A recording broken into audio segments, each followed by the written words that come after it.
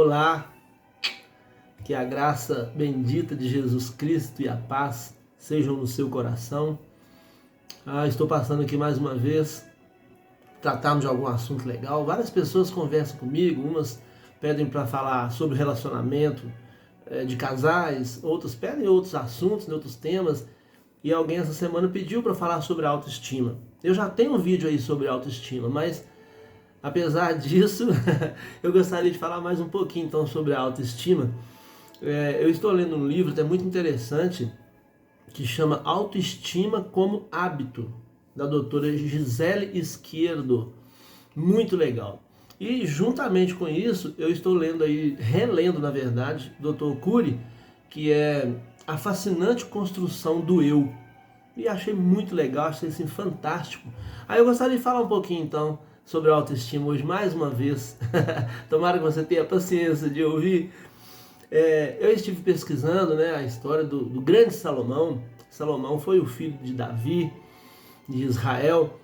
Salomão governou durante 40 anos. E ele foi considerado, e é considerado por muitos, como o homem mais sábio que já existiu. E a gente não pode negar muito isso não, né? Salomão é tão interessante no livro que ele escreveu, os Provérbios. Ele escreveu no 15, lá no versículo 13, ele escreveu que o coração alegre aformoseia o rosto, mas com a tristeza do coração o espírito se abate. Então, Salomão escreveu algo assim sensacional. Mas agora, como que eu controlo isso? Como que eu faço para que isso funcione na minha vida? Então, a autoestima, que nós vamos falar sobre ela, é interessante pelo seguinte: o prefixo auto com U é mais o substantivo estima. Então, é a autoestima, que a estima, na verdade, é o quê? É aquele sentimento seguro do próprio valor que a pessoa, que o indivíduo, o sujeito tem, da sua própria importância. Daí vem o termo, então, autoestima. Se eu pego um sentimento seguro do meu próprio valor, que é a estima, e eu coloco o auto com o U, que é o prefixo, eu coloco esse valor que eu tenho em mim. Então eu reconheço em mim esse valor. E às vezes algumas pessoas podem falar, mas se colocar uma autoestima muito elevada, então pode ser confundido com arrogância. Não, muito longe, mas muito longe disso.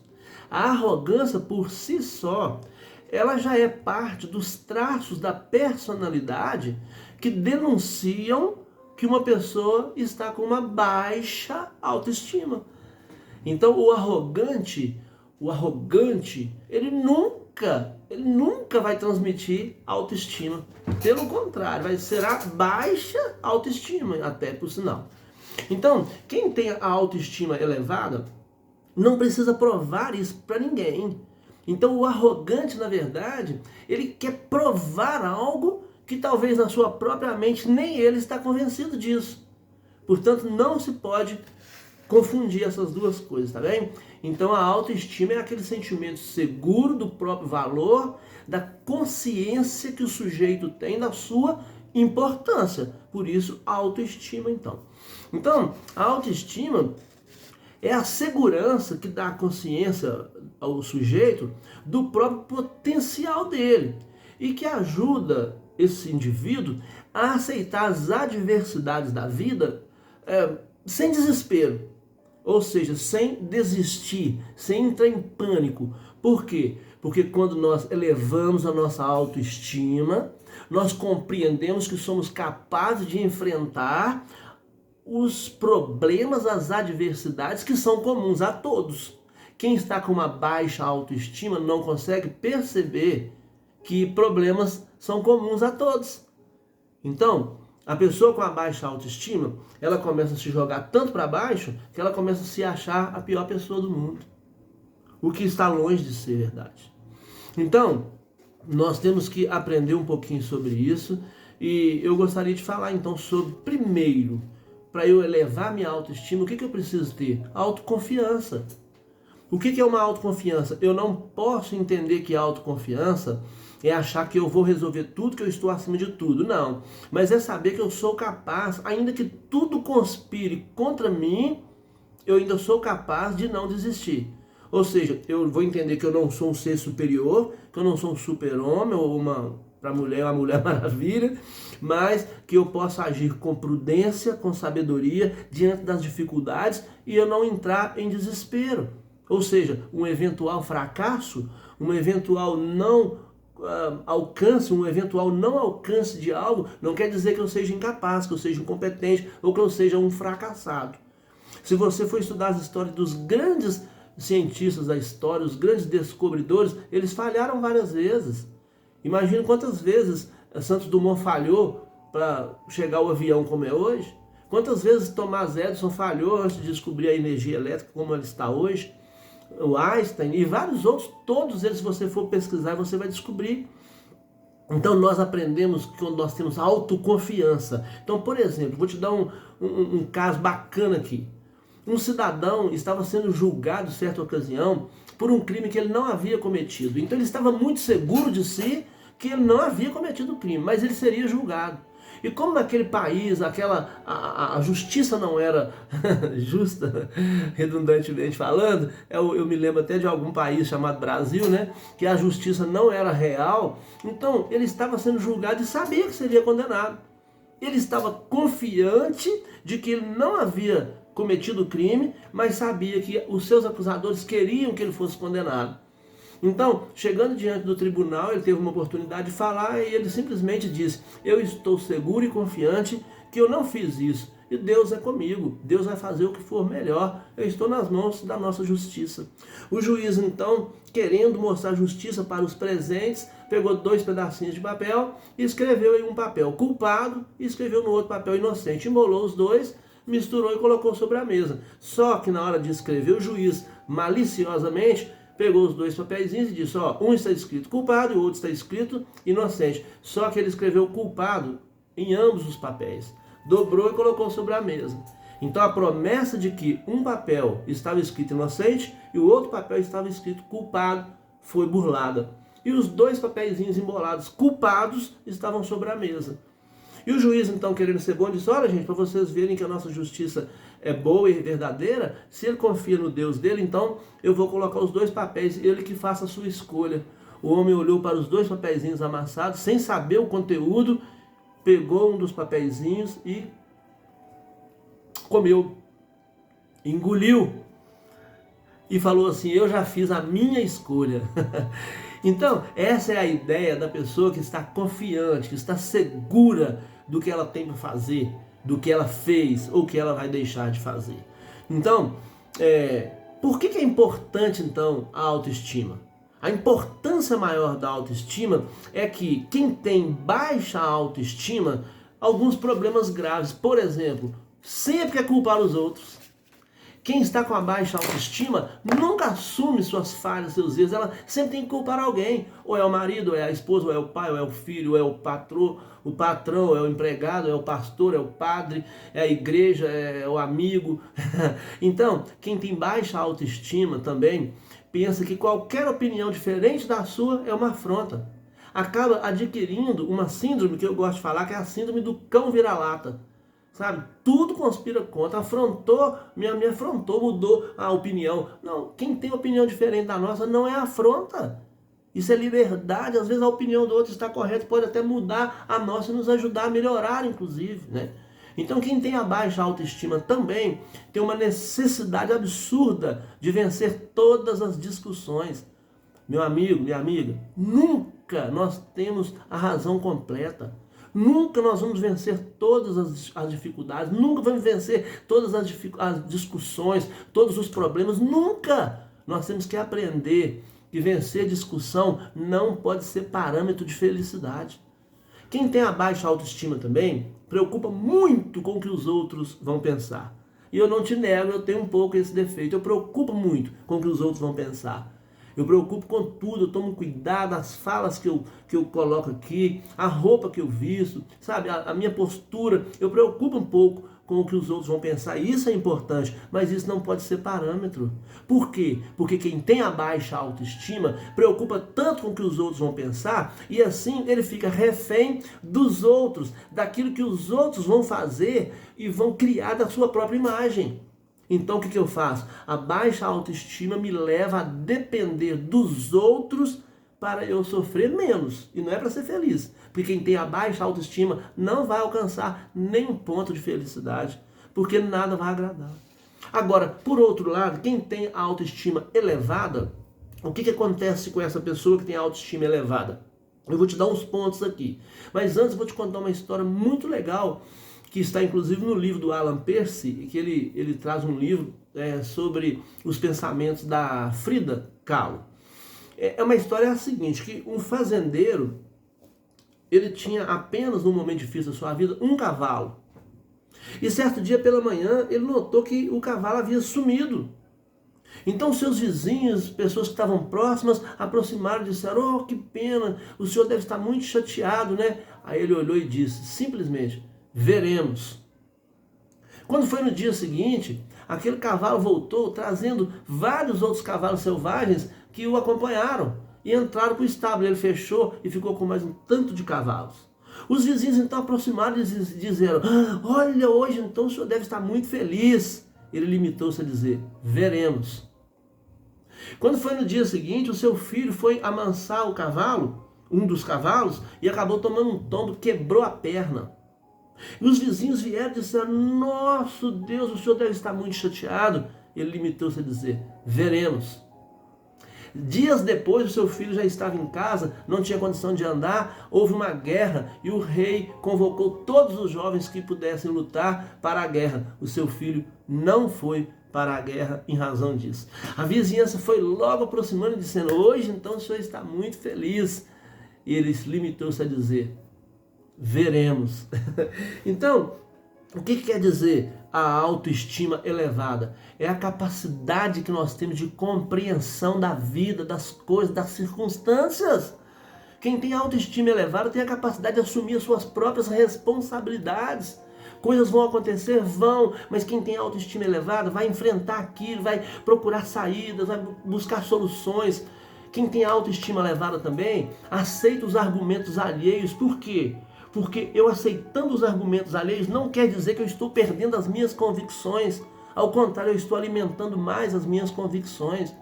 Os conhecimentos externos dos outros, para nós, deveriam ser como a janela é para o presidiário, como a janela do hospital é para o paciente. São aberturas a mais que nós temos para ampliar o nosso próprio conhecimento. Então, quem tem autoestima elevada não se abate por isso. Ele, pelo contrário, ele tira proveito dessas situações e ainda eleva mais as suas convicções ou transforma as que ele tem, que ele absorve. Nós podemos mudar de opinião sem perder a capacidade de segurança que temos. Quem tem autoestima também, ele tem opiniões seguras, firmes, ele não tem receio de colocar o seu ponto de vista, porque os outros vão pensar, o que os outros vão achar do seu ponto de vista. Então a autoestima elevada também faz o sujeito, o indivíduo, a aceitar as dificuldades, o que vai acontecer e se aceitar também. O indivíduo aprende a se aceitar como ele é. Por quê? Porque ele sabe o seu valor. Se a autoestima está elevada, eu sei o meu valor, eu reconheço o meu valor. Posso estar passando os piores momentos da vida, que a autoestima elevada faz eu reconhecer os meus valores. Agora, você quer ver um cuidado que nós temos que ter? Cair numa terrível armadilha. A terrível armadilha chamada: não valho nada. É como alguns pais que têm mania de falar com seus filhos: você é muito burro. Você não vai servir para nada nessa vida. Ou que fala com as filhas: nossa, você nunca vai ter um casamento bom, você nunca vai casar bem. Gente, nós colocamos armadilhas na mente do outro, dizendo: você não vale nada. Aí a pessoa começa a se olhar no espelho e pensar: ai, meu corpo é imperfeito, olha que corpo feio. Aí vai comparar o seu corpo com uma mulher que trabalha na televisão. Vai comparar com uma mulher que é modelo, aí o corpo dela vai ser imperfeito? Claro que vai. Claro que vai começar a olhar só defeitos quando ela vai diante do espelho. Em vez de se preparar, se ajeitar, ela vai começar a ver defeitos nela. Aí começa também, fulano de tal é mais importante do que eu. O meu irmão mais velho ou mais novo é mais inteligente do que eu. Minha mãe e meu pai gostam mais do meu irmão, da minha irmã. A grama do meu vizinho é mais verde. Às vezes a grama do seu vizinho é mais verde mesmo. Por quê? Porque o vizinho cuida, ele rega a grama, ele passa o carrinho, ele apara a grama. No final de semana, enquanto você está fazendo outras coisas, o vizinho está cuidando da grama, da grama. Então, a grama vai estar mais verde para aquele que cuida. Se a sua grama é o casamento, é filho, ou seja lá o que for, é porque você não está cuidando bem. O vizinho está cuidando bem. Às vezes você pensa que o vizinho é mais feliz do que você porque ele foi privilegiado ou porque ele teve mais sorte na vida. Não, é porque ele se preocupou e cuidou, ele buscou mais isso. A autoestima funciona como se fosse os anticorpos, né, da tristeza. O que acontece? A autoestima é como se fosse a defesa do nosso organismo psíquico. Nós criamos defesa no nosso organismo psicológico. Agora, como que eu faço então para elevar a minha autoestima? O que eu preciso fazer? Alguns passos são interessantíssimos para a gente elevar a autoestima. Primeiro, tome conhecimento das suas próprias emoções. O que é emoção, na verdade? As emoções, vamos no plural, são os conjuntos de respostas químicas que surgem quando o nosso cérebro recebe algum estímulo. Então o que acontece? O sentimento será a resposta. O que acontece com o nosso cérebro? Ele libera hormônios que alteram as nossas emoções. Como nós vamos lidar com isso, se for de maneira elevada, é a nossa autoestima. Ou seja, os pensamentos, quando são negativos, diante dos estímulos, dos hormônios liberados pelo nosso cérebro, eles podem, os negativos, durarem muito tempo, longo tempo. Aí o que acontece? Pode levar uma pessoa até a depressão. Por isso, o cuidado que você e eu temos que ter com as nossas emoções. Conheça suas próprias emoções, faça as coisas que você gosta. Eu saio para fazer minha corrida todos os dias. Eu corro entre 1 e 15. Claro que há dias que não é possível, por vários motivos, mas de um modo geral, todos os dias eu faço minha atividade física. Eu pego o meu radinho, eu tenho um radinho antigo, que alguns até podem rir de mim, e eu coloco o fone de ouvido e eu tenho músicas variadas. Vários gêneros ali. O que eu faço? Naquele dia, aquela que eu estou com vontade de ouvir, eu coloco o meu fone e vou para a avenida fazer minha atividade física. A atividade física é gostosa? Não, mas eu crio situações gostosas que me cercam e que me fazem superar bem aquelas situações que, em tese, podem não ser agradáveis.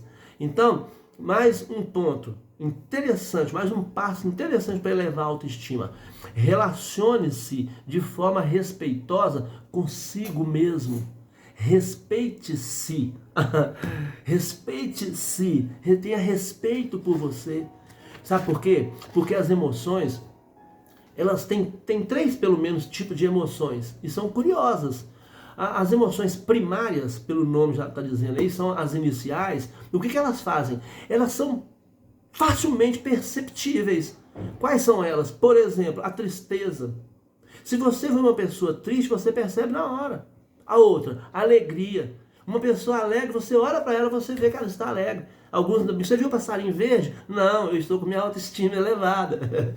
Então, e tem também, nas primárias ainda tem o medo. Esse medo pequeno que nós temos, um medo comum, ele também faz parte das emoções primárias. E as emoções secundárias, quais são elas? As secundárias, elas são mais fáceis de serem percebidas. Por quê? Porque é o nervosismo, a culpa, a vergonha, o excesso de timidez. Então, essas são as emoções secundárias. E tem as emoções disfarçadas, aquelas emoções de fundo, né, que os psicólogos gostam de dizer, que são não perceptíveis com facilidade. Que são, por exemplo, vou dar um exemplo aqui, a fadiga. A pessoa está fadigada. O que vai acontecer? Como a fadiga vem de origem, de estímulos exteriores, fica mais difícil você descobrir por que a pessoa está fadigada. Então você vai dizer, mas se pesquisar descobre. Sim, por isso que é importante a pessoa ter autoconhecimento. É a autoestima. Eu tenho que me conhecer para eu pesquisar e eu tratar essas dificuldades que eu vou enfrentar. Então, as situações diárias da vida, elas provocam diversas emoções em nós. Diversas emoções. Inclusive eu descobri, fazendo pesquisas, que tem 5 emoções que são universais. E são elas: o medo, a tristeza, a alegria e a raiva. Ou melhor, o nojo, perdão, vou repetir. As 5, o medo, a tristeza, a alegria, a raiva e o nojo são universais. Então, meu amigo, portanto, para a gente encerrar, lute, mas elimine a culpa. Seja pelo que você está fazendo ou seja pelo que você já fez. Abrace a leveza da liberdade que você tem. Se dê a chance de ser feliz. Se é algo que já passou, o que puder ser feito, faça. O que não pode mais ser feito, feito está. O que não tem solução, solucionado está. Quer ver outra coisa interessante? Elimine de você, além da culpa, a comparação. Há pessoas que estão catando latinha na rua, nada contra catar latinha, por favor, me refiro a isso porque é um tipo de trabalho que dá pouco retorno financeiro. Mas pessoas que estão catando latinhas na rua e que estão felizes andando pelas ruas, às vezes descalças e cantarolando felizes. E outras pessoas estão em grandes palácios, em grandes empresas e estão querendo ceifar a própria vida porque não conseguem lidar com seus próprios problemas. Cada ser humano é ser único e, portanto, importante dentro daquilo que descobre dele próprio. Mais uma coisa interessante, confie em você. Claro que você é religioso, vai colocar Deus primeiro, vai colocar a família e tantas outras coisas, não me refiro a isso, não é confiança total. É você ter a segurança de que você é capaz, que você pode, que você é mais do que um vencedor. Por quê? O vencedor é aquele que já passou, que deu exemplos, que nos ensinou algo. Nós somos mais do que vencedores. Inclusive o próprio Cristo disse isso e falou que vocês são mais do que vencedores. Jesus Cristo ensinou que ele venceu para que os outros fossem mais do que vencedores. Então, não espere motivação dos outros. Há pessoas que falam, estou esperando, fulano não me motiva, meu patrão não me motiva, meu marido não me motiva. A motivação é intrínseca, ela está aí dentro, ela está aqui dentro. O que eu preciso é de estímulo, às vezes externo, sim, simplesmente para acordar esse gigante que está adormecido aqui dentro. Se eu acordei esse gigante chamado motivação que está aqui dentro, eu vou viver melhor. Então, o seu sucesso é feito da mesma matéria, do mesmo produto que os seus sonhos e que os seus desejos. E por fim, ou mais um item, seja sincero consigo mesmo. Não tente se enganar, conheça as suas limitações, trabalhe cada uma delas, alimente com equilíbrio a sua mente e o seu coração. E por fim, viva o presente. Para de sofrer com o seu passado. O ontem se foi. O amanhã não podemos garantir nada. Te dê o presente do presente. E alegre-se por ter a oportunidade, porque muitos se foram. Seja feliz, eleve a sua autoestima e um grande abraço. Vai lá no YouTube e dê um like, por favor. Até a próxima.